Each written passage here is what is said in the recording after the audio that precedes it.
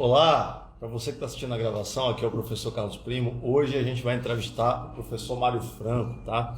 Que além de ser muito meu amigo, com certeza é um professor excepcional de Krav Maga. Hoje a gente acumulou algumas perguntas aqui, a gente vai ver algumas perguntas que vão vir ao vivo e a gente vai fazer essa live maravilhosa aqui com o professor Mário Franco, certo? Então, para você que está chegando, hoje a gente vai falar um pouco sobre como é que o Krav Maga chegou na vida do Mário e como é que ele começou, né, o que ele fazia antes do Krav Maga. E enquanto as pessoas vão entrando aqui, eu gostaria de dar das boas-vindas, certo? E falar um pouquinho de como é que eu conheci o Mário. Eu conheci o Mário no meu curso de instrutores de Krav Maga. Para quem não sabe, ele se formou instrutor de Krav Maga na mesma turma de formação que a minha, que foi a nona turma. E um traço interessante do Mário é que não teve nada que eu expliquei para o Mário, pedi para ele fazer, sugeri para ele fazer, ele não fez. Algumas coisas ele fez e deu certo, algumas coisas ele fez e não deu tão certo, mas tudo ele fez e fez da melhor forma possível, tá? Então, o Mário é um cara que ele tem uma capacidade de execução fora do normal. Eu nunca vi um cara executar do jeito que ele executa as coisas. Ele treina muito, ele estuda muito, enfim. É um cara excepcional em todos os sentidos. Olá, E Mário, tudo aí? bem? E aí, Carlos, como vai? Tudo bem? Show de bola. Tá me vendo Bom, bem? tudo certo. Só queria que aqui nos comentários o pessoal dissesse se está ouvindo tudo perfeitamente. Se tiver algum problema, avisa que a gente resolve. Bom, Mário, eu já apresentei você um pouco, mas eu queria que você se apresentasse, né? Falasse um pouquinho sobre você aí para as pessoas que estão vendo a gente. Ah, que legal. A imagem tá boa, Carlos? A Tá perfeito. luminosidade? O áudio também? Perfeito. Tá bom? Ah, então tá bom. Para começar, Carlos, é um grande prazer poder estar aqui com você, por tudo que você representa na minha vida e pelo que a federação representa na minha vida. A gente faz parte de uma federação tão grande, né, tão especial de Krav Maga. E você foi o primeiro, né, que me convidou. Eu já entrevistei tantas as pessoas, né, na minha página do Krav Maga ABC, e você foi o primeiro que me convidou para participar de uma live contigo no canal, e não podia ser perfeito, né? A pessoa perfeita no dia perfeito. Eu queria agradecer. Eu tenho 47 anos, sou de São Paulo, tenho 5 filhos, tenho formação em Direito, com pós-graduação em Psicopatologia Forense, e conheci o Krav Maga há 2007, né, Carlos? 2007. Eu não sei se você falou, eu não estava conseguindo entrar antes, porque não estava me notificando, o Instagram não estava me notificando, eu entrava e eu demorei para entrar. Mas eu me formei instrutor na mesma turma que você, né? Na nossa turma de 2013, né? E, e nós nos tornamos também, né? Nós fizemos exame da faixa preta juntos também, né? Coincidência ou não do destino. E sabe aquelas pessoas que aparecem na vida das outras e eu sempre busquei na minha vida reconhecer e dar valor a quem tem valor. Você já me ouviu isso, né? E eu não sei, algumas vozes na minha cabeça sempre me ajudaram muito, algumas pessoas e alguns marcos da minha vida sempre foram assim fundamentais para que eu colocasse para que eu pudesse fazer dela um divisor de águas, né? E você foi um deles. Então, por isso eu estou tão feliz para falar o que eu estou disposto a falar um pouco sobre a minha história, que talvez você não saiba. Os meus pais se separaram e minha mãe sempre teve muita dificuldade de comprar as coisas dentro de casa. Nossa classe econômica baixa, né? E lembra daquela época do videocassete que e a gente comprava em prestações nas casas Bahia, nas casas X, na casa Y, comprava em boletos, o videocassete, a televisão. E o que que aconteceu comigo? Quando a minha mãe conseguiu dar ordem na casa e a gente tinha muito pouca coisa lá, né? Num dado dia de madrugada entraram na nossa residência e roubaram tudo no meio da madrugada. Tudo. Hoje eu sei, a gente não tinha nada, a gente ficou sem nada, a gente passando por dificuldade financeira. E eu tinha comigo na minha cabeça esse sentimento, né? Hoje eu consigo concatenar tudo isso, sabe, Carlos? Mas aonde que a polícia surgiu? Eu entrei num banco, eu fui caixa de um banco, e eu trabalhava num banco com os meus 18 anos, né? E, de repente, eu sempre quis entrar para a polícia, não porque eu conhecia e eu nunca tive ninguém na polícia, né? Eu também não tinha dinheiro para fazer concurso público, estudava em cursinho público, né? E o que que eu fiz? Eu passei na porta de um desses cursinhos, de um dia que estava tendo um concurso, eu comprei aquelas apostilas, sabe? Aquelas apostilas grossas, com erro de português, com tudo que tem, sabe? E eu catei aquilo e aquele sentimento, eu ganhava bem no banco, eu não ganhava mal. Mas eu queria entrar para a polícia, polícia. Hoje eu consigo entender o porquê que eu queria ser policial, né?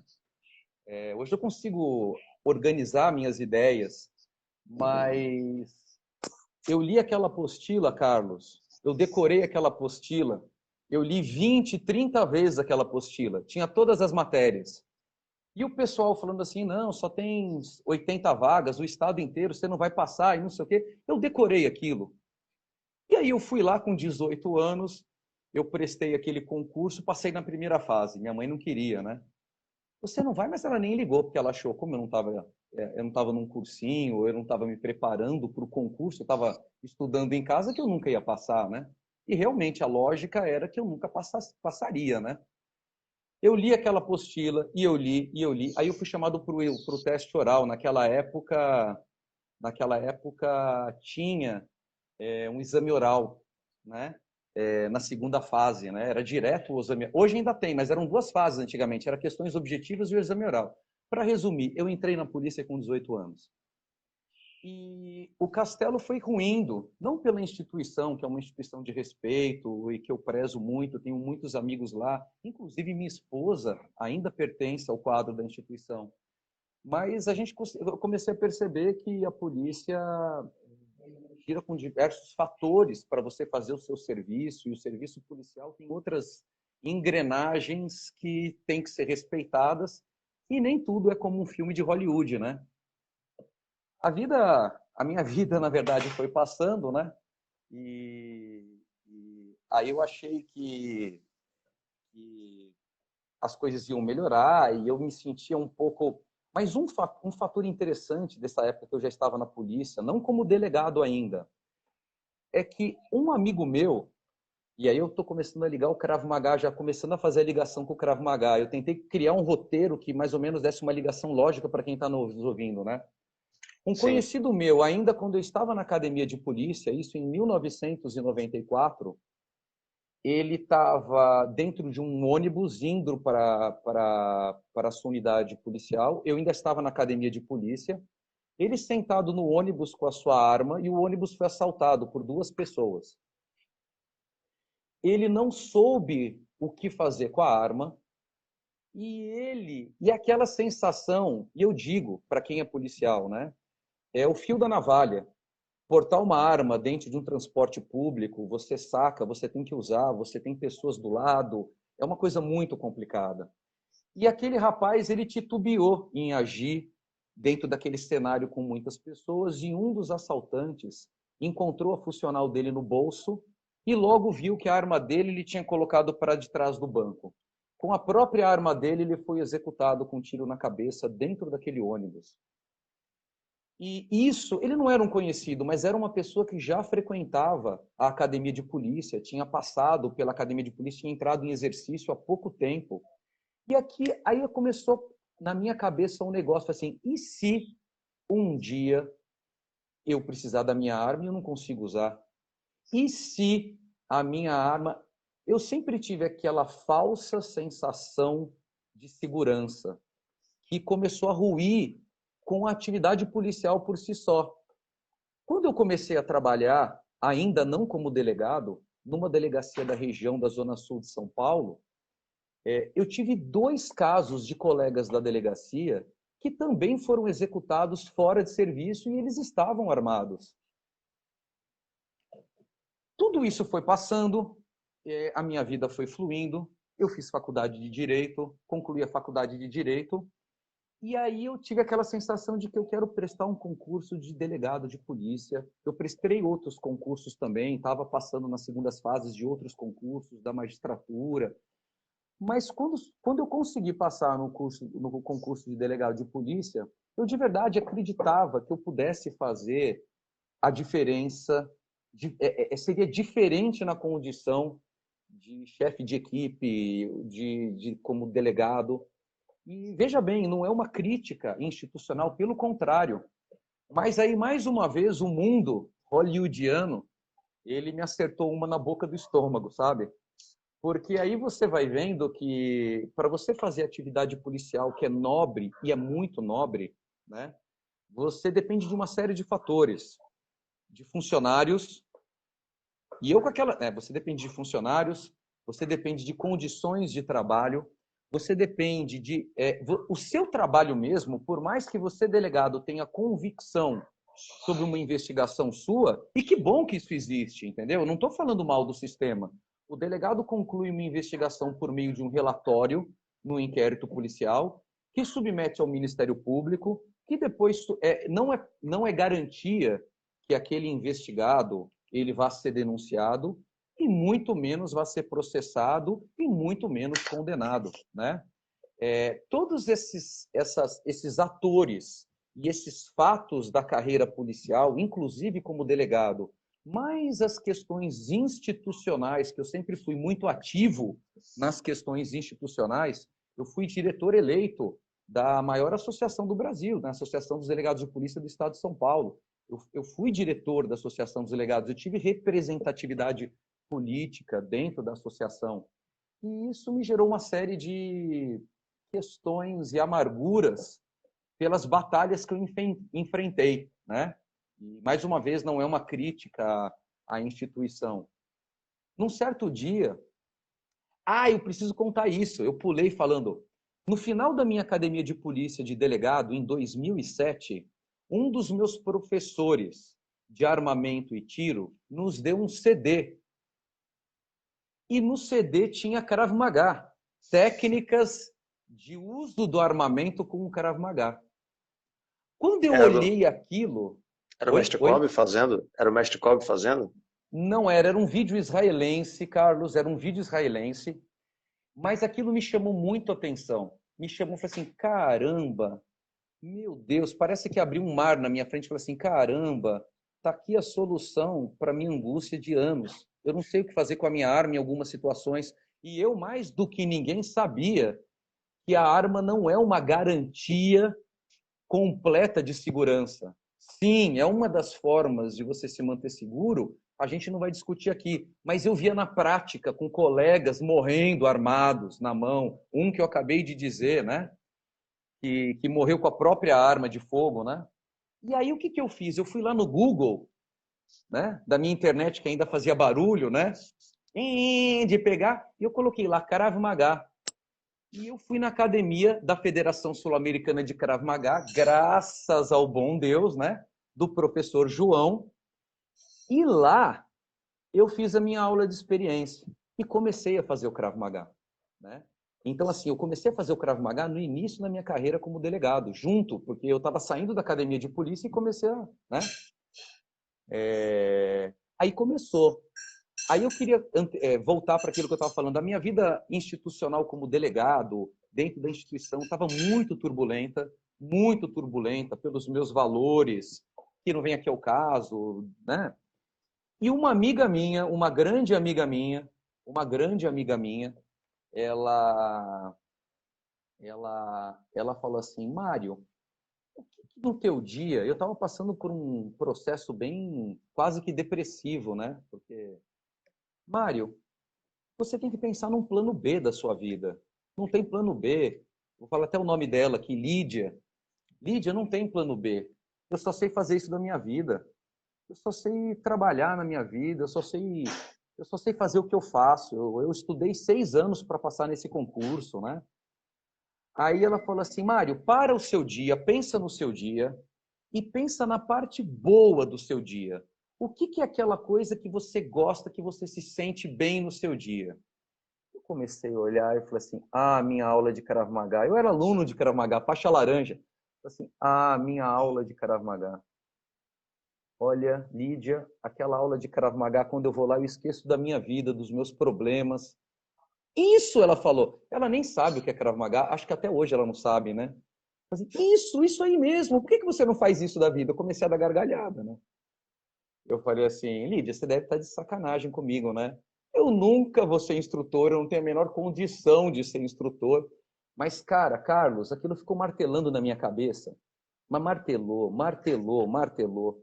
E um dia, no meio da aula, eu cheguei para o professor João. Você conhece o professor João, né? Ele é formalzão, sério, não é né? Não é aquela pessoa como eu, por exemplo, né? E aí eu cheguei para ele e falei assim, todo envergonhado,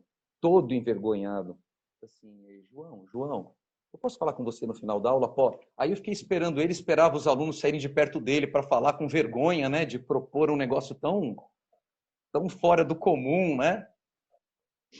E aí eu cheguei, João, teria alguma, talvez, você, um dia, quem sabe, será que eu poderia ser monitor? Eu poderia fazer o curso de monitor? Ele ficou olhando para minha cara com a naturalidade. Eu falei assim, eu me lembro, eu nem sei se ele se lembra desse dia. Ele falou assim, Mário, você trabalha tanto na polícia, tá? Eu vejo aí você para cima, para baixo. Eu nunca pensei que você quisesse, mas assim, eu te mandaria sem problemas para o curso de monitor. Aí eu falei assim, caramba, o que é isso? E eu fiz o curso de monitor, né? Para quem não sabe, o curso de monitor não que todo mundo que faça o curso de monitor se torne instrutor, mas é um pré-requisito para você um dia virar instrutor. Eu falei assim, caramba, eu dei um passo adiante, né? E de repente, Carlos, as coisas começaram a acontecer na minha vida, as pessoas começaram a aparecer na minha vida.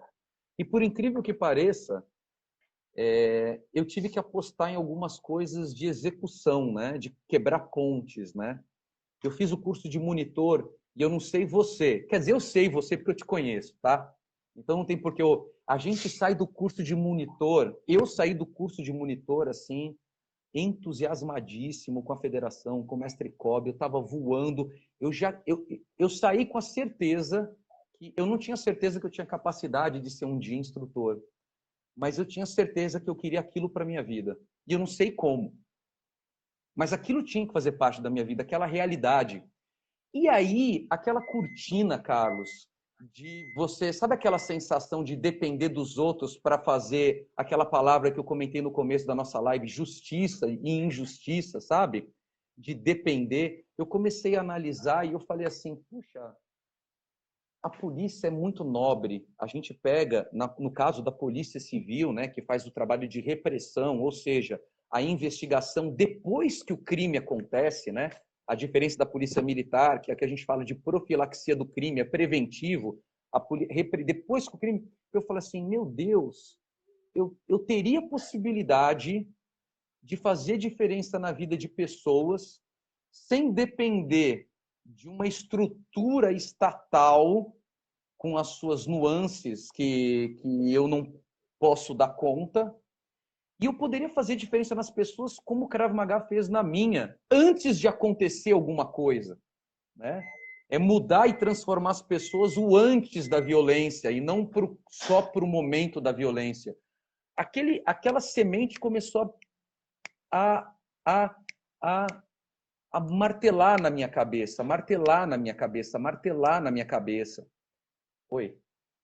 Estão perguntando se você era perito aqui. Eu acredito que não, né? Eu acho que você era delegado. Não, eu era delegado de polícia, eu passei no DP1 de 2006, o 06. E aí, Carlos, veja bem, sem entrar nos aspectos administrativos, né? Eu tinha já muitos problemas administrativos por discordar de algumas posições, que eu não estou aqui dizendo que são certas ou erradas, institucionais.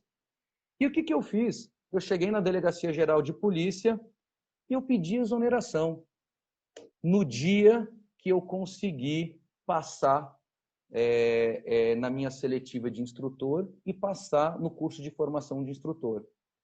Eu queria agora aproveitar esse momento, eu sei que as pessoas nem estão aqui, que me fizeram, nesse momento da minha vida, fizeram a diferença. Eu queria agradecer vai estar gravado aqui, mas de coração, meu colega da época, o Andrés. O Andrés foi um delegado, um amigo meu que me ajudou nessa fase para eu poder fazer o curso no Rio de Janeiro. Ele segurou as barras comigo, eu fazia os plantões com ele quando eu era da Homicídios, de uma região muito difícil de Carapicuíba. E, aliás, eu quero dizer aqui para todos os policiais da Homicídios, foi um... Eu era da Homicídios de Carapicuíba. Itapevi também, Mas na fase, quando eu pedi a minha exoneração da polícia, eu era delegado de polícia do setor de homicídios da região de Carapicuíba, que envolve uma região muito carente da Grande São Paulo, que envolve 8 cidades, não era só uma cidade. E aí eu quero deixar aqui meu agradecimento por todos os policiais dessa fase final. Foi um período assim maravilhoso da minha vida. Todos eles me ajudaram, a gente trabalhou muito em várias investigações. Mas se não fosse eles, nas trocas de plantões, eu nunca poderia ter ido para o Rio e fazer meu curso de instrutor. Eu lembro dessa época porque eu estava do seu lado. E quando ele chegava lá no curso de instrutor, ele contava as histórias para mim. Eu falava, caramba, essas histórias, muitas delas estão na minha cabeça até hoje. E aí eu consegui me formar instrutor. Quando eu me formei instrutor, cada vez mais difícil a minha vida funcional na polícia, até que eu resolvi quebrar ponte, Carlos. Eu não queria correr o risco de brigar com uma instituição centenária e que eu não quero ser o senhor da verdade em tudo. E eu falei assim, eu estava entre a cruz e a espada. Porque quando eu me formei instrutor, e aí eu queria começar a fechar a minha história do jeito que eu mais ou menos me organizei, eu tinha muita limitação física e técnica. E se você não quiser admitir isso aqui para mim, na frente dos meus alunos, eu não tenho problema nenhum com isso. Eu nunca tive problema de limitação. Eu sempre fui o primeiro a receber as minhas limitações, porque eu sempre acreditei que quando eu aceito, eu consigo dar o meu passo adiante. E o mestre Cobb, com todo, eu vou falar carinho até, né, com aquele ar de pai, com a dureza dele, mas com todo carinho, no último dia do curso de instrutores de formação, quando ele levava a gente lá para o quiosquinho na Cobilândia, para falar um por um rapidamente com todo um, ele falou assim, Mário, você tem tudo para ser um grande instrutor de Krav Maga, mas você precisa melhorar. Você precisa treinar mais. E eu começava a olhar para ele e falei assim, o que ele está querendo dizer com isso? Naquela época eu fico pensando, né? Como que ele pode dizer que eu tenho tudo e eu não tenho nada? Porque aquilo que ele falava que eu precisava melhorar, para mim era o tudo. E é uma coisa muito louca, porque ele falava assim, você tem que treinar muito, você tem que alongar muito, você não passa, eu vou tentar levantar aqui. A tua perna, eu vou tentar imitar o mestre Cobb, porque eu sei que ele não está assistindo, mas ele vai assistir, vai brigar comigo, eu preciso. Você não consegue levantar a perna aqui, tem que levantar a perna, tem que alongar, tem que fazer. E, Carlos, você sabe, eu tive que estudar muito para conseguir entender o que ele estava falando. E o que, na verdade, ele estava falando é o que hoje eu falo para todos os meus alunos. As crenças que introjetam na gente, eu sempre acreditei que a minha genética não era de alongamento, que eu era uma pessoa descoordenada. Eu cresci muitas vezes ouvindo que você é descoordenado, você é descoordenado. E o mestre Cobb foi o primeiro na minha vida que viu o que nem eu tinha visto. E é que às vezes nós instrutores temos esse papel, né? A gente vê algo no nosso aluno que ele nem faz ideia. O mestre Cobb virou para mim e falou assim, não. E eu não entendia nada. Você vai ver de alguns pontos. Você sabe quando a gente está treinando, Carlos, lá no Rio, e eu tenho dificuldade, antigamente tinha muito mais, de pegar o movimento que o mestre passa? Eu lembro sim. Eu demoro para pegar, e o mestre repete, e eu sou sempre o que mais tenho dificuldade. Aí teve um dia que ele virou, eu não sei se foi para você e para mais 2 que estavam, porque vocês estavam querendo me ajudar a entender o movimento. O mestre virou para mim e falou assim, virou para vocês e falou assim, o Mário já entendeu. Fica tranquilo que o Mário já entendeu. Ele vai para casa, depois ele volta, ele vai voltar resolvido. E foi E foi isso, e a minha vida é exatamente isso, Carlos. Eu quebrei a ponte e eu entendi na minha vida que as crenças e as barreiras, elas só existem na nossa cabeça. E a grande dificuldade minha era acreditar que eu precisava ter alongamento e ser bom tecnicamente. E, na verdade, não é esse o objetivo. Você pode até ter esse objetivo, mas você tem que fazer o quê? Você tem que treinar. E o pessoal costuma dizer assim, criar o hábito de treinar sem se preocupar com a meta. E eu fazia um exercício mental todos os dias de treinar sem me preocupar com o resultado. Aí eu li um livro que me falava assim, você tem que ser melhor a cada dia. E eu pensei, então eu vou ser 0,1% melhor a cada dia, que nem eu mesmo vou perceber minha evolução, mas eu vou fazer. Porque o mestre está dizendo que se eu fizer alguma coisa vai acontecer. E, Carlos, é exatamente o que acontece na vida dos nossos alunos. Eu não preciso dizer para você que é bem provável que eu tenha sido um professor que tenha que ter chutado muito mais do que um professor que consiga trabalhar melhor. Eu agradeço, e aqui de antemão eu quero agradecer todos os professores e os mestres que passam, além do mestre Kobe, que passam todos os dias que a gente está no Rio, o mestre Cláudio, o mestre Edinaldo, o mestre Márcio, o mestre Jacques, o mestre Fred, o mestre Renato, porque esse é o espírito da federação e de um verdadeiro mestre, né? Eles quererem ensinar, eles verem que você tem uma limitação e acreditar, como se fosse um filho que, olha, repete, faz isso. E ele vê você fazendo errado, não, repete, faz isso. Não, repete, faz isso. E aí só depende da gente. E o que eu fiz? Eu implementei uma rotina de hábitos na minha vida que falou assim, eu não tenho mais o que fazer. Eu não tenho mais a polícia, eu tenho 5 filhos para cuidar, então eu não tenho chance de dar errado. 1. 2. O YouTube está aí. Não existe mais ninguém trouxa no mundo. Então, assim, se eu não treinar e fizer diferença na vida, eu não vou conseguir viver do Krav Maga, que é o meu sonho. E aí eu estabeleci um hábito e uma rotina que eu não queria chamar de alta performance, mas era a minha alta performance do Mário. Não importa o que acontecesse, naquele mesmo dia, naquele mesmo horário, com chuva, com sol, com dor na perna, com dor de cabeça, com febre, eu fazia o que tinha que ser feito. E posso te dizer, Carlos, todos os dias me dava uma sensação de angústia, porque eu não conseguia ver esse resultado. Mas eu chegava na frente do mestre Kobe e o mestre Kobe falava, Mário, continua que você vai conseguir. E eu só acreditei nele. E hoje eu posso dizer que o que o Krav Maga proporcionou para mim foi justamente isso. Sabe, Carlos? É essa inquietude, essa transformação que, às vezes, não serve só no Krav Maga, serve para a nossa vida, sabe? De você acordar num dia e falar assim, ah, tá bom, mas eu não quero me conformar com a pessoa que eu fui ontem. Eu não quero me conformar de dar aula e de conversar e falar com os meus alunos da mesma forma que eu falei ontem, sabe? Eu não sei em você, eu tenho certeza que em você é igual, né? Então, assim, essa paixão que o Krav Maga nos traz, esse amor da gente ir pro tatame, graças a Deus eu saí da delegacia de polícia, de novo, não por não gostar da polícia, muito pelo contrário, mas eu pude ir para o tatame da Federação Sul-Americana de Krav Maga, conhecer o mestre Kobe, conhecer a federação e poder conhecer os meus alunos. Eu não sei o que seria de mim sem os meus alunos, e talvez por isso eu consiga entender as aflições, as angústias e o dia a dia dos meus alunos e poder saber lidar, pelo menos ouvi-los, né? E falar para eles o que eu fiz, né? Dentro da linha pedagógica da federação.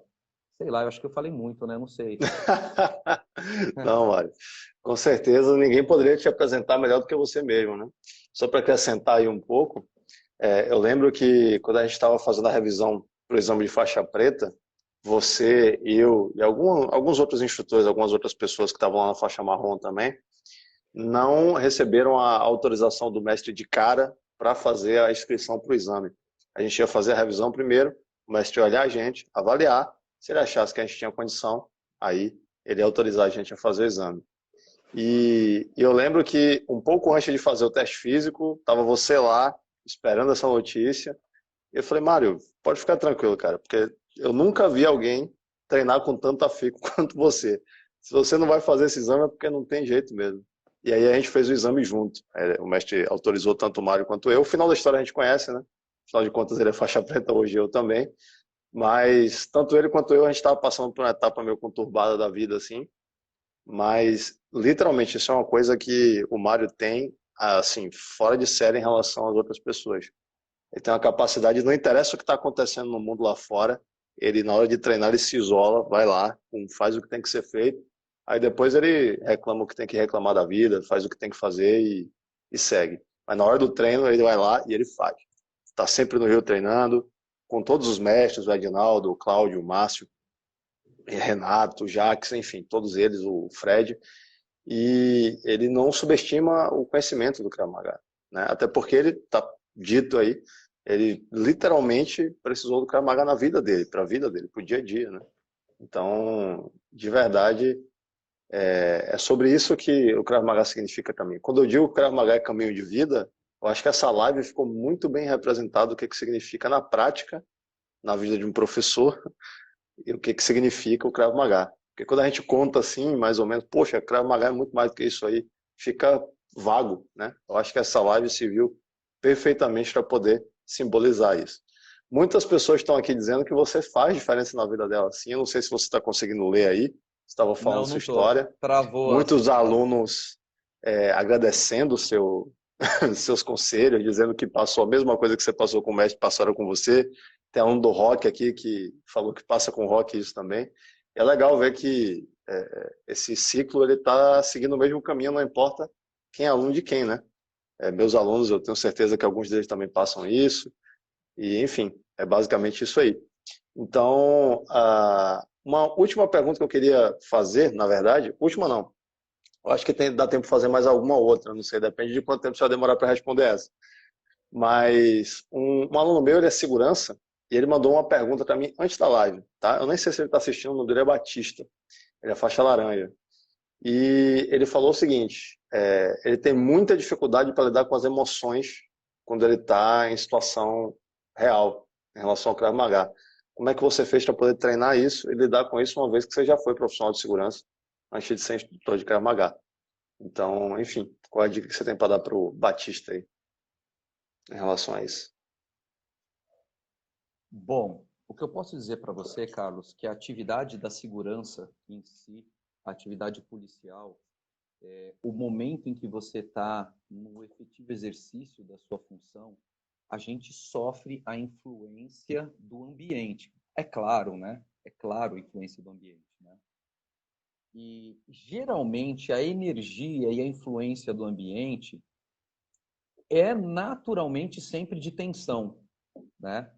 Mesmo quando um delegado de polícia está no plantão policial, ninguém vai a um plantão policial para contar coisa boa, né? Eu não vou lá na delegacia de polícia para falar coisa boa agora no domingo à tarde. Você vai no plantão lá, não é para dar notícia boa. Geralmente é desgraça, né? Violência doméstica, agressão, roubo, homicídio. O clima da atividade de segurança em si, não só da policial civil, da policial militar, às vezes muito mais, né? Você imagina que um policial militar, ele tem uma fração de segundos para decidir sobre um determinado fato. Às vezes o policial civil está em diligência e pode acontecer alguma coisa também com ele. Mas assim, eu vou colocar na minha situação quando eu não estava cumprindo o mandado de busca e apreensão ou cumprindo o mandado de prisão, eu estava simplesmente na delegacia. Os policiais militares me traziam ocorrência, eu tinha alguns minutos para decidir. Eu tinha muito mais tempo que o próprio policial para decidir, né?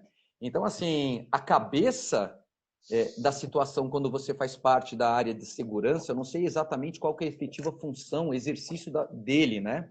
Mas ele a é segurança... profissional da área privada. Ele trabalha no Ministério Público. No Ministério Público, tá. Então, dependendo da atividade da área que você trabalha, você tem diferentes tempos de reação. Você pode ter diferentes tempos de reação para tomadas de decisão. Entendeu?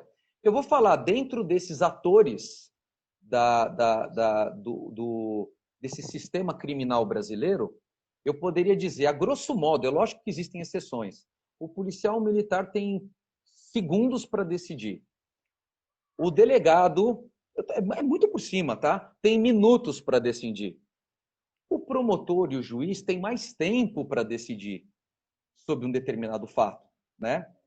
E, geralmente, quem está na linha de frente da área de segurança, ele sofre a interferência do meio e da necessidade de tomar uma decisão. Porque aqui, quando você é investido de uma carreira pública ou de uma carreira privada como seu aluno, mas tem uma função de segurança, não é dado a ele o direito de agir ou não agir se a pessoa que ele está fazendo estiver em risco. Eu não posso, delegado de polícia, o único delegado de polícia daquela cidade naquele momento, chega os policiais militares me trazendo uma ocorrência e eu falo assim, eu não vou decidir sobre isso. Eu não tenho opção, eu tenho que decidir sobre isso. O policial militar está numa viatura num sábado à tarde, quando ele menos espera com o seu parceiro, de repente ele vira, e o policial civil que trabalha nas operacionais também, ele vira a esquina e percebe que tem 2 indivíduos correndo com 2 fuzis na mão. E olhando para a viatura. Ele não tem tempo. Então, assim, o time é muito importante e cada atividade da área de segurança pública ou privada tem o seu tempo de decisão. E o mais louco disso é que esse tempo pode decidir se você vai viver ou vai morrer. Como na situação de um particular, de um civil, de um aluno nosso na academia. Né? Como de um aluno nosso. Com o agravante que se ele errar, a chance dele errar é muito maior, porque ele tem a obrigação de fazer certo ainda. Ele é aquela pessoa que é um ser humano que não tem direito de errar. Se o policial civil daquela viatura que virou, dobrou a esquina, olhou aqueles 2 com fuzil, se defendeu, mas um tiro, um disparo acertou um inocente, como que você vai falar para a mãe daquele menino lá que ele estava defendendo a própria vida, defendendo a sociedade e aconteceu um incidente? Olha que delicado é isso, né? Então eu diria que o conselho que eu tenho que dar para ele é treinar bastante contigo,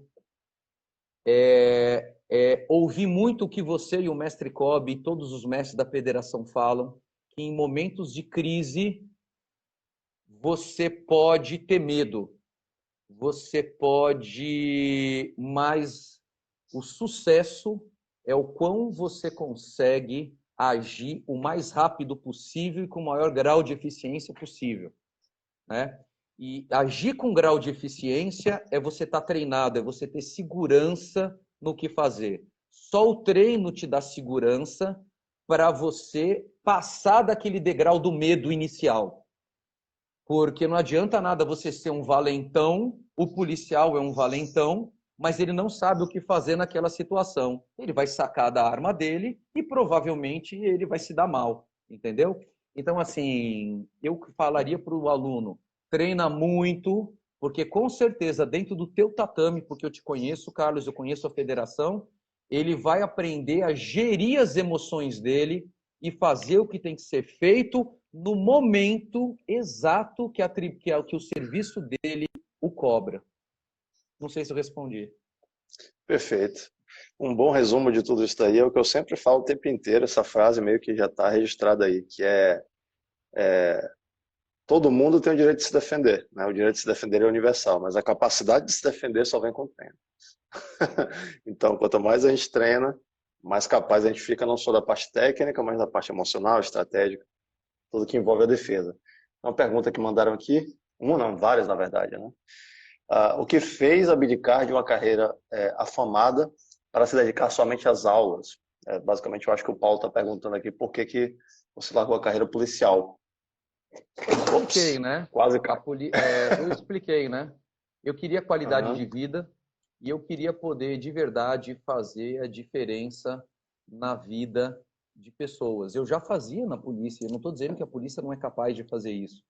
Mas o que eu diria é que no meu perfil, Mário, eu como pessoa, eu preferi deixar de lado, como ele falou, né, a fama, né, para conseguir me satisfazer, fazer a minha vida fazer sentido, entendeu, Carlos? Porque a verdade é que depois de um distintivo, depois de uma arma na cintura por longos anos, depois de você passar 20, 30 horas numa ocorrência, voltar para casa cansado, e muitas vezes você não vê resultado naquilo que você faz, e não tem nada de errado com isso, às vezes frustra, né?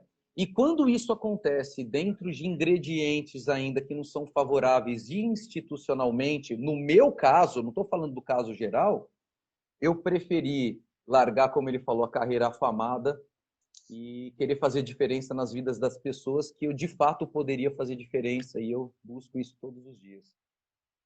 Com toda certeza. Busca mesmo, eu vejo você buscando. Bom, temos visitas ilustres aqui, o Thiago Seixas está dando boa noite.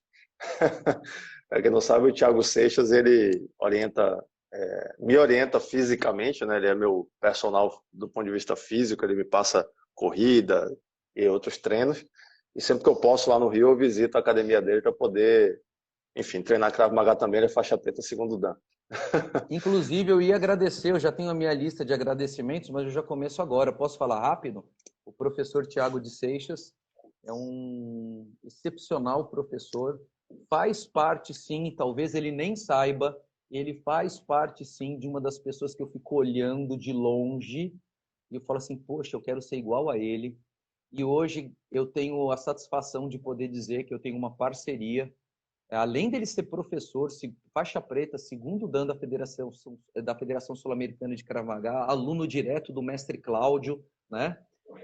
Ele ainda, por ser professor formado e pós-graduado pela Federal do Rio de Janeiro, ele ainda presta assessoria, ele tem uma parceria conosco do Krav Maga ABC, treinando e deixando os nossos alunos mais preparados para as aulas de Krav Maga aqui no ABC. Então, eu queria agradecer de coração o professor Thiago de Seixas, porque ele também faz parte dessa minha caminhada dentro do Krav Maga. Com certeza, de todos nós. Eu acho que se todo mundo tivesse a capacidade técnica e física que o Thiago tem, nossa senhora, ia ser muito mais fácil da aula. Ia ser muito mais fácil treinar também. Mas, enfim, né, tudo isso vem com o treino e ele está ajudando todos nós, né? Muito bom, muito bom. Bom, o tempo já está quase acabando aqui, mas eu acho que cabe mais uma pergunta antes de você se despedir, fazer os agradecimentos que você quiser. Os alunos estão pedindo para salvar a live aqui, o Thiago está agradecendo as palavras, certo? Bom, a última pergunta é a seguinte, eu deixei essa para o final porque eu sei que está tendo lançamento de turmas aí no Krav Maga ABC, não é verdade? Para quem não sabe, no Krav Maga ABC, para você entrar, é necessário você fazer uma pré-inscrição por questões de organização, questões também até de segurança nesse momento que a gente está vivendo. O Mário é um cara que leva muito a sério o que ele faz, eu acho que isso ficou claro hoje. E ele faz isso de maneira muito organizada. Então, muitas vezes as pessoas têm dúvidas a respeito de como é que faz para entrar. E veio 2 ou 3 perguntas aqui a respeito do seguinte. Tem idade máxima ou mínima para poder entrar no Krav Maga? Tá? Quais são as restrições? E essa pergunta é mais para quem não faz mesmo. E a segunda pergunta que veio nesse sentido é se precisa fazer um preparo técnico, preparo físico antes, se quem tem uma lesão pode fazer, como é que funciona dessa forma, tá? Responde essas 2 perguntas aí e depois a gente encerra a live. Tá bom. Então, aqui no Krav Maga ABC, a gente tem uma sistemática de 2 turmas por ano, em janeiro e agosto, tá? A gente está encerrando hoje às 24 horas, inclusive deve ter alguém aqui assistindo. Às vezes, se tiver alguém, dá um toque aí, se é alguém que já se pré-inscreveu. Porque eu publiquei no grupo que eu ia estar aqui hoje, né? Então, a gente está encerrando hoje às 24 horas as inscrições para as aulas testes gratuitas, né?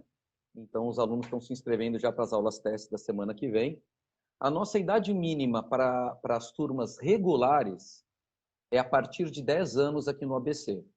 Mas a pessoa que quiser entrar e tiver filhos com menor idade, eu queria pedir para mandar um WhatsApp para o 11 94736 0019, mandar um WhatsApp para o Centro de Krav Maga do ABC, é o nosso centro. 11... Se for na bio do Krav Maga ABC, com certeza tem esse número lá, pode ir. Tem, isso. E aí lá eu explico melhor como que funciona para casos de crianças com menores de 10 anos. Com relação à idade mínima, Carlos, e com relação à lesão, as condições, eu sempre pensei, na verdade eu não pensei nada, né? Quem pensou foi o mestre Kobe, né? E o IME que criou o Krav Maga, né? Que o Krav Maga ele tem que ser para qualquer um, né? Então a resposta para a pessoa fala assim, eu preciso estar malhadão, eu preciso estar super. O que você precisa é ir fazer a sua aula de experiência conosco e verificar que a gente, no começo, principalmente no começo, a gente respeita muito a filosofia do Krav Maga, que é possibilitar que qualquer pessoa, dentro de certo prazo, possa aprender a se defender, independentemente da sua idade, gênero, porte físico, força. Então, não havendo restrições médicas, né, patologias cuja o seu médico restringe a atividade, você pode sim se inscrever, mandar o WhatsApp para mim e se inscrever para as nossas novas turmas, que eu e o Evandro, que inclusive eu também queria agradecer aqui, né? É o meu colega, o meu parceiro de academia, né, do ABC, o Evandro César, né? É um grande amigo meu que compartilha, comunga, e eu agradeço todos os dias por ele ter cruzado o meu caminho, uma daquelas pessoas assim como você que cruzaram o meu caminho. Ele divide essa honra que é ser instrutor desses alunos maravilhosos do ABC Paulista. Então, queria agradecer ao Evandro também aqui. Então, acho que ficou claro, né? Assim, não havendo restrição médica, não importa. Sai dessa de achar que você precisa passar 6 meses numa academia para fazer Krav Maga. Faz o Krav Maga, o professor Tiago nos dá suporte lá, a gente vai começar a treinar aos poucos também e a gente vai tocando o barco. Perfeito, perfeito. Bom, Mário, era isso. Eu queria agradecer a sua disponibilidade, a sua presença aqui. O mestre Cláudio está parabenizando a gente aqui pela live, tá? Uma honra. Para quem não sabe, o mestre Cláudio, o Mário já falou aqui, é o professor do professor Tiago. Enfim, então, eu queria agradecer, tá certo? De verdade. A história que você contou aqui, um bom jeito de resumir ela para quem não assistiu, para quem está vendo só essa parte, é a exemplificação clara daquela história que o Steve Jobs falou numa palestra dele em Stanford, do joguinho de ligar os pontos, né? Quando a gente está vivendo a coisa, a gente não consegue entender direito, muito bem, por que a gente está passando por tudo aquilo, mas depois, quando a gente vai ficando mais velho, as coisas vão acontecendo, você olha para trás, você consegue ligar os pontos, entender a função que aquela coisa na sua vida teve. Com certeza, cada etapa que você passou, cada dificuldade, cada coisa que você vem passando, que você pegou na sua vida, com certeza você usou como degrau para poder estar aqui. E hoje, olhando para trás, você consegue ligar esses pontinhos aí. Tem muito mais pontinhos para ligar ainda, com certeza. Tá certo? Então, obrigado pela sua presença. Eu vou deixar esse espaço aqui final para você poder se despedir, falar o que você quiser, divulgar aí a sua turma também. Vai ficar gravado. Mas é isso aí. Eu tenho certeza que quem assistir essa live vai ficar maluco para ser seu aluno. Até eu quero treinar contigo aí, para poder fazer um pouquinho de Krav Maga. Com certeza, em breve. Daqui a pouco eu estou lá no Rio, a gente vai treinar junto. Não vejo a hora de treinar junto. Exatamente. Eu queria, Carlos, primeiro agradecer a você. Eu queria dizer que muitas pessoas hoje em dia, gratidão para cá, gratidão para lá, gratidão para lá. Cada um tem uma individualidade, cada um tem as suas diferenças.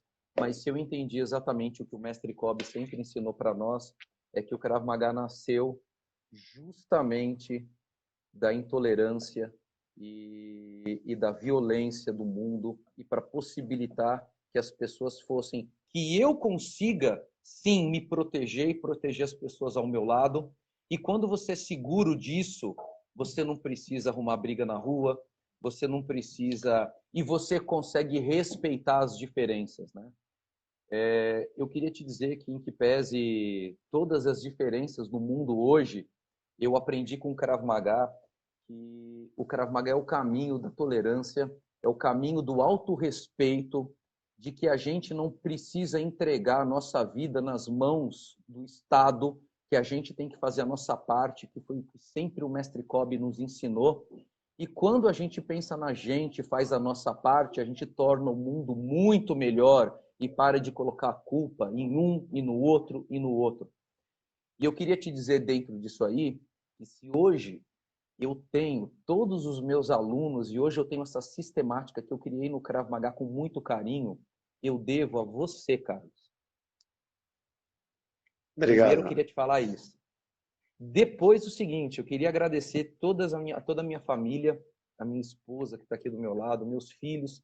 Quantas e quantas vezes eu não tive que ficar dias, semanas treinando, deixando eles aqui para ir para o Rio de Janeiro. Agora, quando terminar a pandemia, eu vou voltar a ir para o Rio de Janeiro. Quantas horas os meus filhos ficaram sem a minha presença para justamente eu poder devolver qualidade de vida para eles. Hoje eu sou instrutor de Krav Maga e eu posso acompanhar a aula online do meu filho sem estar trabalhando.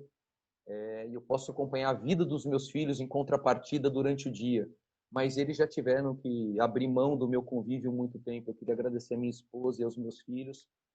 Eu queria agradecer a uma pessoa aí de Salvador que apareceu rápido, eu não sei se ele está aqui ainda, que é o Luiz Roberto Matos. É um desembargador aí da Bahia, de Salvador, que foi uma pessoa chave num momento da minha vida, fundamental. É como se fosse um irmão meu e um pai, né? Ele não tem idade para ser meu pai, mas eu queria mandar um grande beijo, um abração pro Beto aí de Salvador.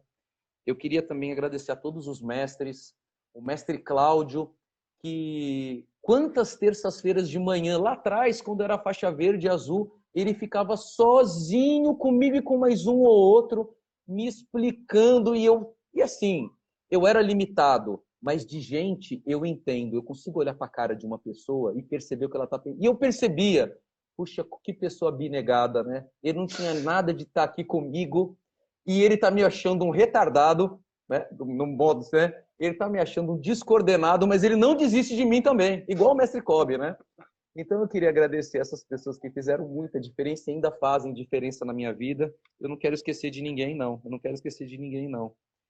Eu falei de todos os mestres, do Beto, da minha família, da minha esposa, dos meus filhos e de todos os instrutores e professores da Federação Sul-Americana de Krav Maga, que em cada detalhe, por mais mínimo que seja, representar um degrau de crescimento na minha formação, não só como instrutor tecnicamente, mas como Mário, como homem, né? Que hoje está aqui com você. Muito obrigado, Carlos. Nada, que é isso. Caramba, depois de um agradecimento desse, eu fico até sem jeito aí. A verdade é que não teve, até hoje, não teve nenhum favor que eu pedi para o Mário que ele não se esforçou, pelo menos o dobro do que eu esperava que ele se esforçasse para poder entregar mais para mim. Na verdade, você é um cara, enfim, diferenciado. Seus alunos estão aqui repetindo isso o tempo inteiro no chat. Isso aí prova muito a seu respeito, tá? Os E meus alunos é a razão da gente estar aqui, né, Carlos? com certeza, nossos alunos são a razão da gente estar aqui. Eu só continuo essa caminhada de verdade pelo que eles fazem conosco, pela transformação que também eles transformam, que eles provocam na nossa vida, em ver a evolução deles. Quando um aluno se salva de uma ocorrência violenta, né? Quando ele evita, né, a situação violenta, né? Não precisa nem usar técnica, né? Eles são fantásticos. Desculpa te interromper. Não, tá perfeito, é isso mesmo. Bom, Mário, se toda live que eu tivesse que fazer fosse fácil assim, caramba, eu fiz uma pergunta para você se apresentar, você fez a live inteira. Muito melhor do que se eu guiasse ela. Mas enfim, muito, muito bom. O mestre Cláudio está dizendo que os dois são sempre bem-vindos ao meu tatame. Perfeito, mestre. Muito em breve estarei aí, com certeza. A vacina está chegando, a gente está superando essa fase difícil aí e com certeza vai vir muita coisa boa pela frente. Tá certo? Mário, obrigado mais uma vez. Era isso que a gente tinha falado por hoje aqui. A live vai ficar gravada. Quem quiser assistir depois, é só olhar no meu perfil. Eu vou dar um jeito de colocar no perfil do Mário também. Mas enfim, é isso aí. Um abraço para vocês. Eu tenho muito orgulho de fazer parte da Federação Sul-Americana de Krav Maga. Obrigado, mestre Kobe. Tchau, Carlinhos. Com certeza. Tchau, tchau.